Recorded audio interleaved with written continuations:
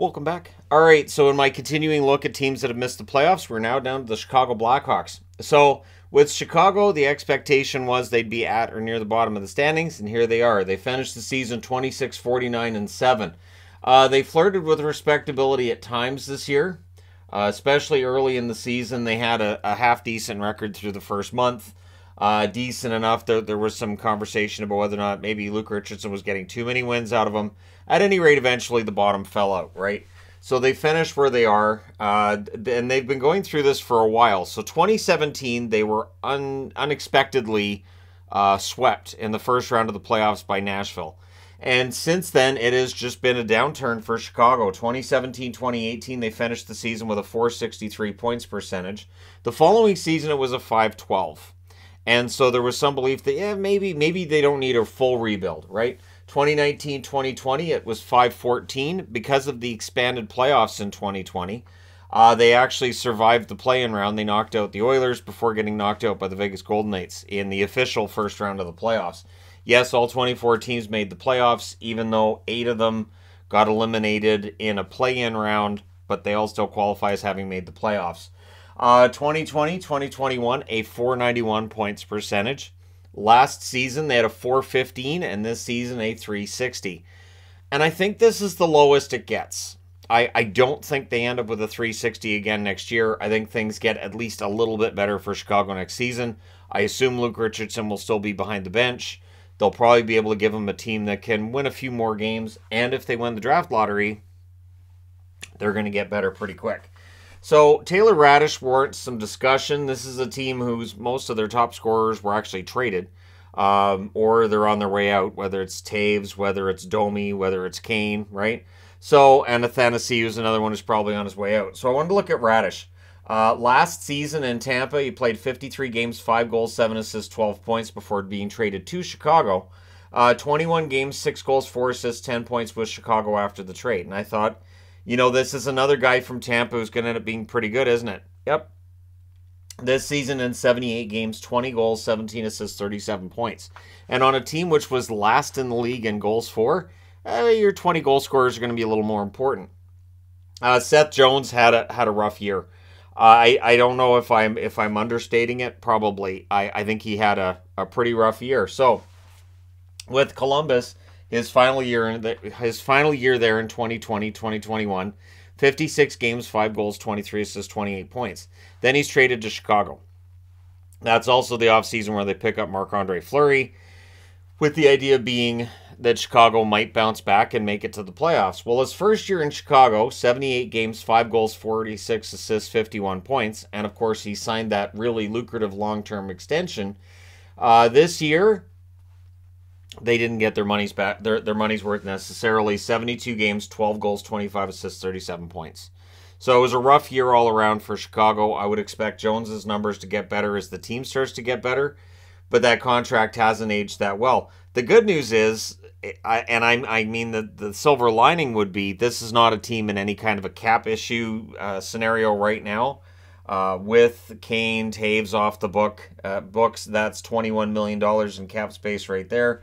And so Jones's contract is not an easy one to trade if they decide to go that route, but at least it's not hurting them right now. Will it hurt them again in the future? Absolutely it could, but it's not right now. Lukas Reichel, last year in his debut, just the 11 games and 1 assist. This year he did play well down the stretch. He ended up playing 23 games this year, 7 goals, 8 assists, 15 points. So Lukas Reichel won't officially be a rookie next year. He's played too many games for that, but I would expect him to play a full season and probably play pretty well. Now, as I mentioned, they were last in the league in goals for. They were 27th in goals against. And I thought their defensive goaltending probably a little bit underrated, to be honest. I thought Mrazek played well. They had other goaltenders go in there and play pretty well too, whether it was Stauber, whether it was Soderblom. There's some decent depth there in net. It's a matter of figuring out which ones have that NHL upside and which ones may not.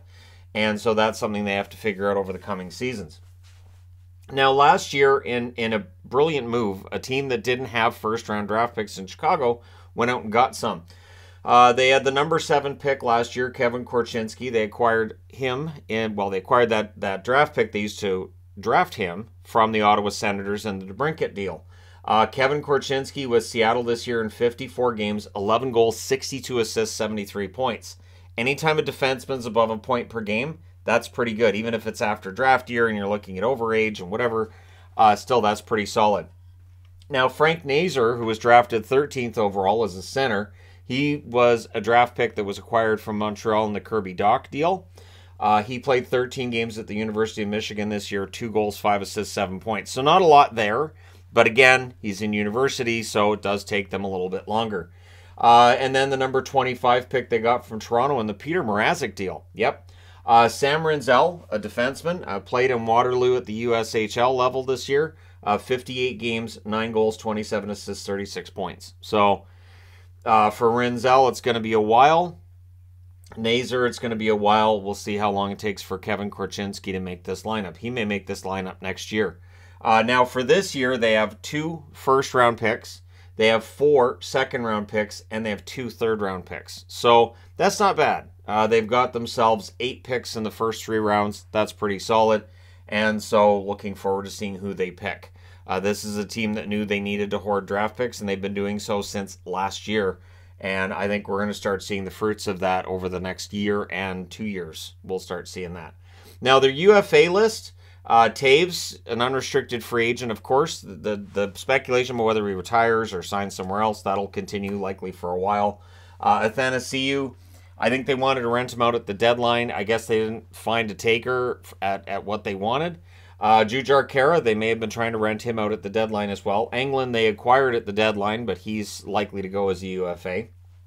I did think Englund played well for them after the trade, though.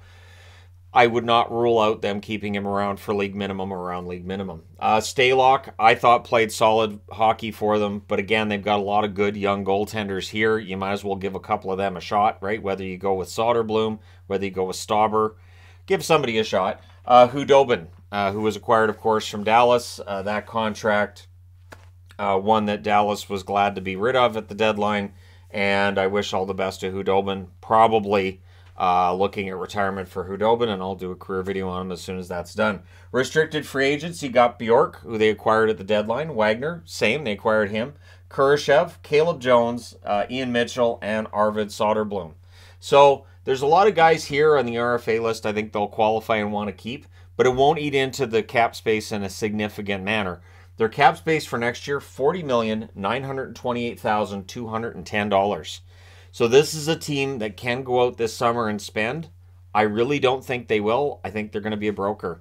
I think they're going to be a team that picks up money. I think they're going to be a team who probably takes on a bad contract that expires in a couple of years. And I think Chicago's going to weaponize that to get themselves more draft picks. So look for Chicago to end up probably, I would think they end up being a team that will park certain contracts there for players who won't play again. And so, yeah, I think that's likely where we're headed with the Chicago Blackhawks this season. So that's a lot of cap space. Even just to get to the cap floor, they're going to need to spend some money. And I don't think they're going to be looking at spending it on the roster unless they win the Connor Bedard sweepstakes. And, I mean, that's possible. They are third in that ranking at 11.5%. So that may change how they're going to do this. But in reality, they'll likely still be a team that, yeah, they can take on a bad contract or a contract of a player who's not going to play again to get a team out of LTIR. So, the contracts they have that could potentially get moved. Now, I didn't put Zaitsev up here. I think Zaitsev, they got a draft pick or two from Ottawa with Zaitsev in order to take on that contract. I figure he probably plays out his contract in Chicago. But Tyler Johnson, $5 million into next season. I think Johnson would be an attractive target for a team at the trade deadline next year as a rental. If Johnson can stay healthy and play the kind of hockey that he did this year, I thought he was good. I thought on a pretty poor Chicago team, I thought he was fine. Dickinson had a bounce-back year this year. $2.65 million cap hit into next year. Dickinson may very well get moved at the deadline next year as well. And Seth Jones' contract stands out. It has to be talked about. The $9.5 million cap hit until 2030. And like I said, it doesn't hurt them now. And right now, that contract is not a problem for Chicago. But a couple years from now, it likely is again.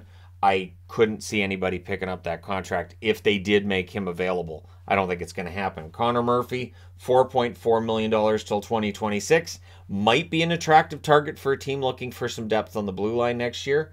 But at that cap hit, maybe not. Mrazek, $3.8 million until next year. I would look for Mrazek to probably get moved at the deadline as well. He'll probably stick around as the goaltender, and I'm saying probably because I have no idea how far this teardown's gone and whether or not it's going to go further, and if they look to move Mrazek if they think they can make an upgrade somewhere. So we'll see. But I thought Mrazek had a decent bounce-back year. The numbers weren't great for him, but the team in front of him kind of speaks for itself, and I thought Mrazek played as well as could be expected. Now, the 2023 second-round pick that they have from the New York Rangers in the Patrick Kane trade becomes a 2024 first if the New York Rangers reach the Eastern Conference Final. At the time I'm recording this, New Jersey's ahead in their series with the Rangers 3-2. So right now it looks unlikely the Rangers go to the conference final. But yeah, it would be interesting if that became a first-round pick as well, because then, of course, you'd have 3. That being said, otherwise it's a second. It's not bad in a deep draft, right? The 2025 first from Toronto is in the trade for McCabe and Lafferty. So what's interesting is, in the event that Toronto loses in the first round against Tampa, let's just go down that rabbit hole. That 2025 first is going to stand out. One thing I've said about the Leafs over the last few years is they do trade a lot of first round and top draft picks, and eventually that does come back to bite you. So in the event that the Toronto Maple Leafs don't make it out of the first round this year, I think questions rightfully should be asked about the number of picks they've given up and what they've gotten back for those picks. But let me know your thoughts in the comment section below as always. Don't forget to hit like and subscribe if you're browsing your way through, you just happened upon this video. Thank you guys so much for watching, for all your support. I will talk to you again soon.